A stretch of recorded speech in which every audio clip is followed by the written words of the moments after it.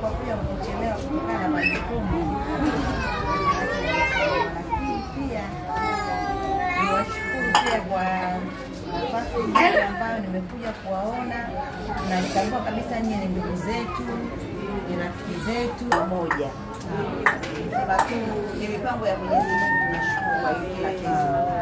Lakini pia kwa nafasi hii ambayo tumeweza kuja kwa siku nyingine tena, tunajua tunakuja na mangu au watoto wadogo pia kwa ujumla ambao ni watoto wangu.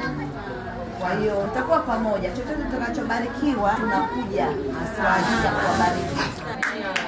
Lakini ngoja niseme tu tutashirikiana kwa pamoja. Karibuni sana. Tuangalie vitu haraka.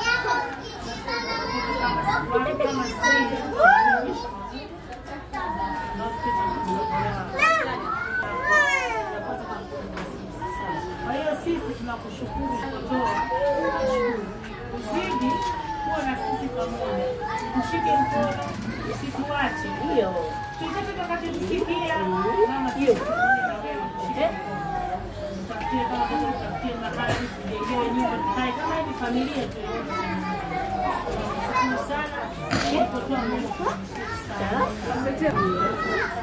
Tunachozidi kuwaombea ni afya njema na moyo wa kuendelea kujitolea kwa ajili ya hawa ndugu zetu.